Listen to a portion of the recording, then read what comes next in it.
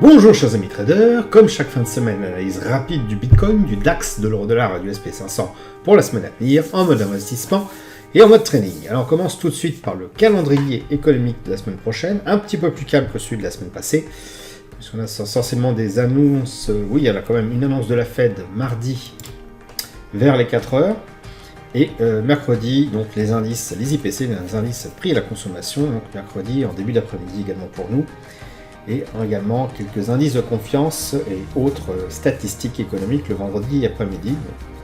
Il y a quand même quelques annonces, mais pas non plus autant que avec autant d'impact que celle de la semaine dernière, si ce n'est bien sûr celle de mardi, au discours président de la Fed. On peut s'attendre à deux possibilités. Soit Powell confirme ce qui a été dit, à savoir sur la remontée des taux ou l'arrêt du tapering, ou alors il se rend compte que ça peut provoquer déjà un crack très rapidement, et donc il revient un peu aux nuances sur sa proposition, auquel cas les prix pourront monter assez vite sur la partie en tout cas action. Donc on verra ça la semaine prochaine. En attendant, donc on va commencer par le Bitcoin. Sur une base long terme, donc c'est quand même pas mal ramassé la semaine dernière. On est même sorti du premier niveau que j'avais dessiné sur une base de semaine. Premier niveau de range que j'avais estimé, donc effectivement ne tenait sans doute pas. On est toujours dans l'espèce de bougie de contrôle qu'on avait, donc si j'en mets en bougie classique et pas Ekinashi, hop, comme ça on va voir tout de suite, voilà. On avait cette bougie de contrôle qui était assez conséquente, donc là je remets les petits rectangles, voilà. Et donc on est toujours dedans, on est arrivé au bas, donc on va voir un peu ce qui peut se passer la semaine prochaine, en sachant également que si on fait l'analyse des volumes par prix, on se rend compte qu'on arrive sur une zone de support, puisqu'ici il y avait un creux dans la partie échange, le pic se trouvant ici au niveau du POC très noir. Donc à voir ce qui va se passer, si le prix semble rebondir, en regardant dans une unité de temps inférieure, semble rebondir sur cette zone là, alors on pourra envisager de faire des scalps, enfin plutôt même du day trading, enfin un trade vraiment sur le retour à ce POC là. Si en revanche ça descend en dessous, c'est pas bon signe, parce que ça veut dire que potentiellement on va atteindre l'ancien niveau de consensuel qui était ici. Donc ça pourrait encore baisser. Donc deux possibilités sur le long terme. Soit ce support tient le choc et on retourne sur le niveau précédent, soit il casse et on retourne sur le beaucoup plus vieux niveau consensuel. Donc à voir ce que va faire le prix dans les prochaines séances. D'ailleurs, si on zoome d'une unité de temps, voilà ce qu'on peut voir. On voit effectivement cette zone de support qui apparaît ici, qui semble contenir le prix. Donc à voir comment ça va se comporter la semaine prochaine. Et je dirais, c'est de ça on pourra en déduire des stratégies un petit peu plus court terme, comme sur du 1 heure, voire moins. Donc, pour l'instant, voilà, on est sur cette zone de support. Ça a l'air de tenir. On n'a pas forcément une lecture claire de ce qui va se passer par la suite, sorti par le haut ou par le bas. Donc pour l'instant, on attend. Concernant le DAX, c'est vraiment toujours la même chose depuis l'année dernière, c'est pas compliqué, depuis le mois d'avril l'année dernière, voilà, on est toujours dans cette zone de latéralisation, le prix ne fait pas grand chose, donc pour l'instant je maintiens ma stratégie, c'est-à-dire sur le long terme je ne fais rien, et sur le court terme je m'amuse à fader dans les unités de temps plus rapides, voilà, à chaque fois que l'on sort de la zone consensuelle, qui est vraiment très consensuelle pour le coup, dès qu'on s'en éloigne et qu'on revient sur un ancien niveau, soit de support, soit de résistance, et bien j'envisage un retour sur le point consensuel. Donc voilà, typiquement ici, on est arrivé sur cette zone consensuelle, on est écarté, le prix a commencé à amorcer un retour, et bien on vise tout simplement le retour sur les 15 620 comme stratégie court terme, et je pense qu'on ne pourra pas faire grand chose de plus sur le DAX. Alors l'euro-dollar, lui, il est arrivé depuis un petit moment sur une zone consensuelle sur la base de weekly, puisqu'on est sur les 1,13242 à peu près, on oscille autour depuis maintenant, depuis le mois de novembre. Donc tant qu'on ne s'écarte pas de cette zone-là, on ne pourra pas en déduire quoi que ce soit. On est quand même dans un trend baissier, on le voit avec le RSI en dessous de sa zone de neutralité. Moi je suis plutôt sur le scénario que ça va continuer, mais je peux me tromper.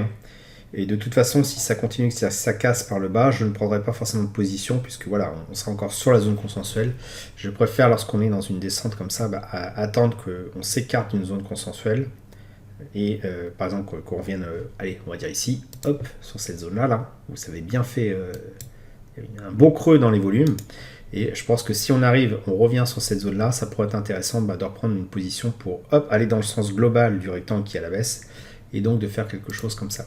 si ça sort comme ça, et que ça arrive là, guetter un éventuel retournement pour, hop, viser un retour sur la zone consensuelle. En revanche, si ça casse par le bas, bon bah là, il faudra patienter et voir une configuration un petit peu plus propre. Donc ça, c'est sur la base d'une semaine. Et c'est en fonction de cette stratégie-là qu'on prendra une tactique un peu plus rapide sur une base journalière. Donc hop, on voit ici, on est sur la zone consensuelle. Donc, tant qu'on s'en écarte pas, même principe. Je dirais pour cette semaine, on ne va pas pouvoir faire grand-chose sur l'euro-dollar. Le SP500, quant à lui, nous a fait un petit coup de mou en fin de semaine. Hop, on est quand même revenu sur le point d'échange consensuel. Donc, après une cassure qui a eu lieu sur le dernier rectangle ici, correspondant à la barre bleue que vous voyez apparaître ici, on a cette espèce de pullback bien violent qui s'est manifesté. Donc la tendance reste bien sûr haussière, c'est pas la fin du monde, c'est encore un peu trop tôt. Mais voilà, donc ce départ était un petit peu pétard mouillé. De toute façon, on le voyait un petit peu plus ou moins avec les volumes qui étaient assez faibles. Mais là, on voit l'effet panique qui apparaît, puisqu'on a une belle baisse et des volumes conséquents qui reviennent. Donc là, je dirais en l'état actuel des choses, comme on est sur le prix consensuel, il n'y a pas grand-chose à envisager sur du trading court terme. Se positionner maintenant à l'achat, dans la mesure où on est de façon très très élevée, c'est pas forcément génial. À voir quand même si, au cours de la semaine qui va venir, si on a des signes de retournement à la hausse, auquel cas ça pourra toujours être intéressant de reprendre une position. Mais maintenant, vous voyez bien qu'on est quand même très très perché sur le long terme et que la plupart des actions du SP500 sont pas forcément en gain. C'est plutôt les quelques GAFA qui font un peu porter toutes les grandes entreprises, il n'y en a qu'une dizaine qui font porter le SP500 au firmament. Donc pour l'instant, je dirais, gardez vos positions sur le long terme, c'est pas encore la fin du monde. N'entrez pas forcément maintenant, c'est un petit peu tard, sans doute un peu tard. Et puis sur les unités de temps un peu plus courtes, qu'est-ce qu'on peut faire? On va regarder. On a donc ce pullback qui apparaît. Je te dis, ça commence à être un peu chargé. Voilà. Donc on a ce niveau-là qui a été cassé, un pullback qui se fait dessus. Je pense qu'on est parti tout simplement pour faire un range comme ça. Voilà, donc là, évidemment, j'en ai un petit peu trop dessiné. Donc, soit on envisage une continuité de la hausse, tout à fait possible, soit on part sur un range. Donc, il faut qu'on ait les premières bougies la semaine prochaine pour se rendre compte. Pour l'instant, c'est un peu trop tôt. Maintenant, voilà, quelques signes d'alerte sur le fait que ce tunnel haussier est peut-être pas forcément génial. C'est que cette hausse-là s'est faite avec des volumes moindres que les baisses précédentes. Ça veut dire que la volatilité commence à revenir et que les gens commencent à paniquer. Ici, vous avez une panique assez importante. Bon, mesurée quand même, mais on voit les volumes augmenter lors de la vente en se disant, je pense que la plupart de gens se disent, ça y est, c'est la fin du monde, il faut vendre tout de suite. C'est peut-être encore un peu trop tôt, mais voilà, on voit quand même les signes de faiblesse avec une montée assez conséquente, mais des volumes faibles. Ici, hop, et une baisse assez brutale et des volumes forts. Donc attention sur l'investissement long terme. Maintenant, sur le court terme, qu'est-ce qu'on peut envisager? On peut envisager une continuité quand même dans ce rectangle-là. Auquel cas, si on a vraiment un retournement, on pourra envisager de prendre des positions court terme à la hausse. Alors quand je dis court terme, ça veut dire du 15 minutes, 30 minutes. Quelque chose comme ça.